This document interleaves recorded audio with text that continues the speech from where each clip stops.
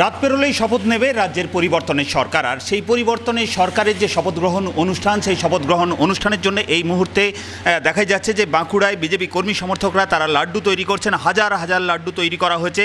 একেবারে সামনে দেখা যাচ্ছে যে দীনদয়াল উপাধ্যায়, শ্যামাপ্রসাদ মুখোপাধ্যায়, অটল বিহারী বাজপেয়ী, পাশাপাশি রবীন্দ্রনাথ ঠাকুর, এমনকি ভারত মাতার ছবি রাখা রয়েছে। এবং তার ঠিক সামনে এই মুহূর্তে বিজেপি কর্মী সমর্থক তারা কিন্তু একেবারে এখানে উপস্থিত হয়ে সেই লাড্ডু প্যাকেটজাত করছেন। রবীন্দ্রনাথ জন্মদিন 25শে বৈশাখের দিন, সেদিন শপথ গ্রহণ হবে, নতুন সরকার আমাদের বাংলাতে গঠন হবে। এই খুশিতে আমরা ঘরে ঘরে লাড্ডু বিতরণ করব। আমাদের ওই 8 নম্বর ওয়ার্ডের এটা কর্মকাণ্ড চলছে। 8 নম্বর ওয়ার্ডে টোটাল 853টা আমাদের বাড়ি, প্রত্যেকের ঘরে ঘরে যাবে। আমাদের 1000 প্যাকেটের ওপর তৈরি হচ্ছে। এক একটা প্যাকেটে 4টা করে লাড্ডু থাকছে, বড় সাইজের 100 গ্রামের। আমরা ঘর ঘর কাভার করার পরেও যেটা থাকবে পথ চলতি মানুষদেরকে আমরা দেবো, মানে মিষ্টি পথ চলা যেন একদম একদম সকল জনসাধারণের জন্য জীবনটা মিষ্টি হয়ে ওঠে আর কি।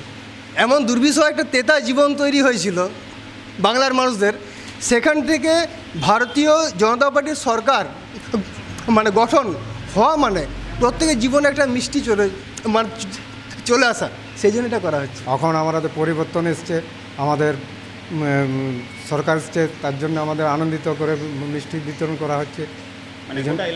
আমাদের প্রত্যেকটা 8 নম্বর ওয়ার্ডের বাসীদেরকে মিষ্টি বিতরণ করা হচ্ছে।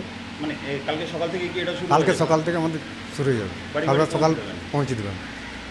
8টার থেকে শুরু হবে, আবার আমরা 11টা অবধি বিনিয়োগ করবো, আবার বৈকাল আবার 4টার থেকে আবার বিতরণ করবো। বিজেপি কর্মী সমর্থকরা যেটা বলছেন যে আগামীকাল যখন পরিবর্তনের সরকার কলকাতায় শপথ গ্রহণ করবে, সেই সময় সেই শপথ গ্রহণ অনুষ্ঠান উদযাপনের জন্য এই প্যাকেটজাত লাড্ডু পৌঁছে যাবে বাঁকুড়া শহরের নাগরিকদের ঘরে ঘরে।